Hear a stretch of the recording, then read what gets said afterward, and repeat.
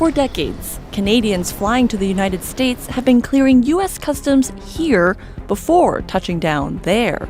Now, the U.S. ambassador is openly musing pre-clearance could end. Matter of fact, the numbers are down. We're not sure we can make the numbers work anymore because this isn't pre-clearance is something that is done at the expense of the U.S. government. But to me, it was like a threat saying, all right, if you don't come, we're going to cut out pre-clearance. Forecast was for a growth of nearly something like 9%.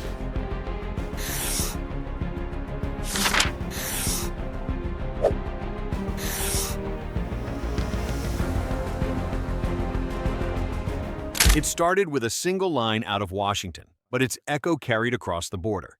U.S. Ambassador Pete Hoekstra warned that America might reconsider pre-clearance at 8 of Canada's busiest airports, a system millions of travelers rely on every year. On paper, it sounded like a technical adjustment, but the context told a different story.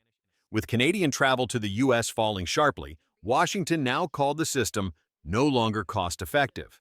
What seemed like a bureaucratic review began to feel like leverage. Former diplomat Colin Robertson described it as cutting off your nose to spite your face, a threat that could hurt both sides. And it landed at the very moment trade tensions were already at a boiling point. So what does it mean when a family vacation or a business trip becomes part of the same chessboard as tariffs and boycotts? And how far could this pressure game go? Before we begin, hit that like button if you're finding this eye-opening. It really helps us beat the algorithm. And that warning from Washington leads directly to the second layer of the story. Tourism itself is no longer just leisure. It has quietly transformed into a form of soft power, a lever in the broader struggle of cross-border trade. Every year, Canadian travelers bring more than $20 billion into the American economy, by far the largest contribution of any international visitor group. But in July 2025, that steady flow suddenly cracked. More than 1.3 million Canadian visits vanished in a single month, a drop so sharp that it rippled through airports, hotels, and entire city economies. The airlines felt it immediately. Flights from Canada to Las Vegas, once among the most profitable, were cut back by Air Canada, WestJet, and Flair, each reporting declines of 30 to 60% in passenger loads. Instead of encouraging travelers to return, Washington's threats only hardened the perception that crossing the border had become a political act rather than a simple getaway. Which raises the question, if ordinary vacations can be turned into pressure points, how much economic influence do citizens hold in their day-to-day choices? If you've made it this far, you probably care. Consider subscribing to stay updated. That shift in perception carries a very real price tag. What looks like a personal decision to cancel a trip is, in practice, a silent tariff, one imposed not by governments but by travelers themselves. The numbers speak clearly. Last year, Canadians made 20.4 million visits to the United States, spending roughly $20.5 billion.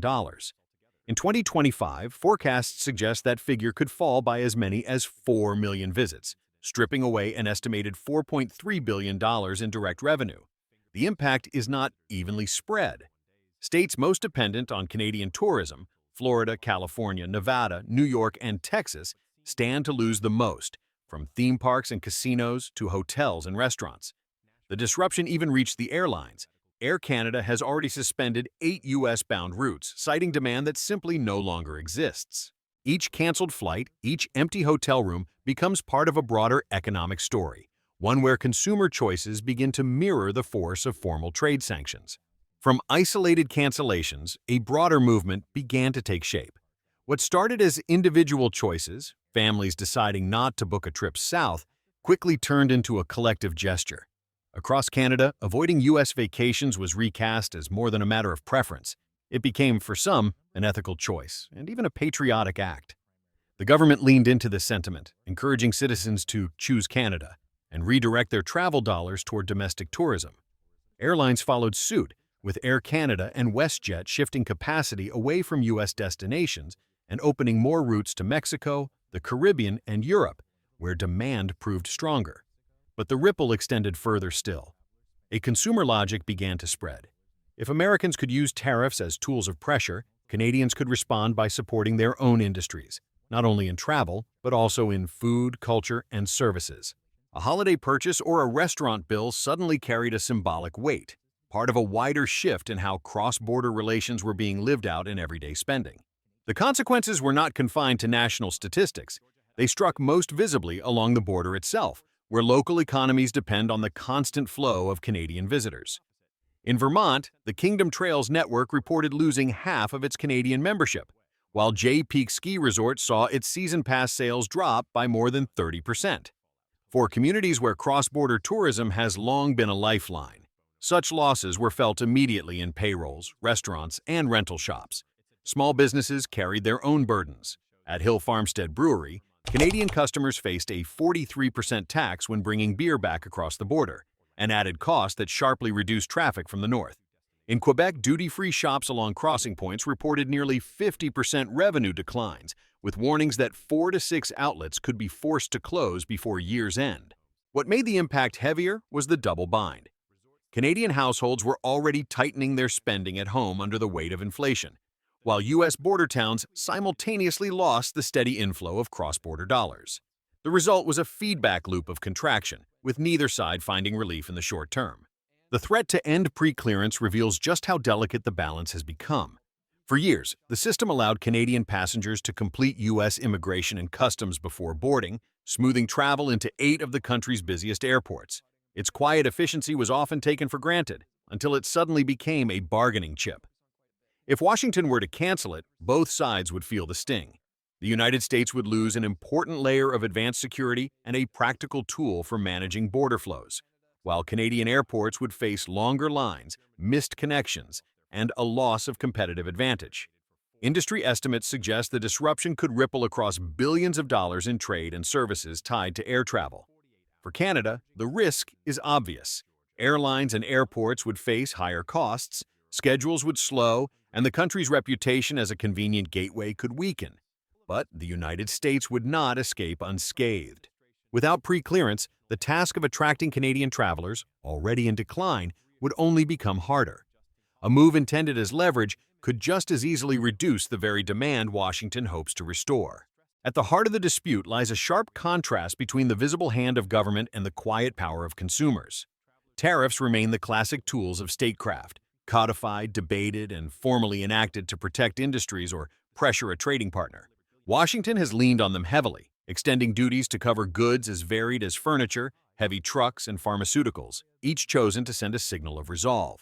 But Canadians have demonstrated that influence does not always need to be written into law. By holding back their travel spending, they have, in effect, created a parallel system of leverage, one that operates invisibly but hits just as directly.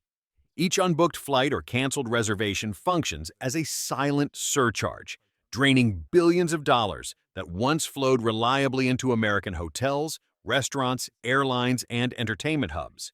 What makes this shift remarkable is not only its scale, but its spontaneity.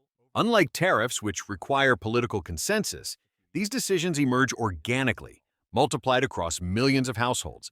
That bottom-up response produces a pressure mechanism that governments cannot easily control, yet which can reshape the economic balance in ways that rival formal trade policies. Early estimates already suggest that the effect of this informal boycott rivals the financial weight of statutory trade barriers. For states deeply dependent on Canadian visitors, whether in seasonal tourism, real estate purchases, or even cross-border retail, the loss of demand is more than a statistical adjustment. It represents a structural vulnerability exposed by consumer choice. In this sense, leisure has taken on a new strategic dimension. What was once viewed as discretionary spending now doubles as an avenue of retaliation, one that sidesteps traditional politics.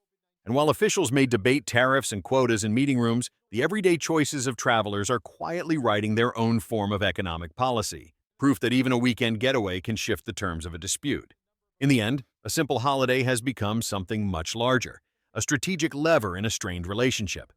Canadian travelers, once seen as casual participants in the flow of commerce, now find themselves at the center of a quiet but powerful shift. The question is, what path Canada will choose? Should the country continue to rely heavily on the U.S. market, accepting the risks of dependency? Or should this moment of withdrawal evolve into a deliberate form of soft pressure, a tourism boycott that signals to Washington that every policy decision has a human and economic cost? Then is tourism simply an industry caught in the crossfire, or has it already become a weapon in its own right? Thanks for sticking around. If you found this valuable, like and subscribe to support more content like this.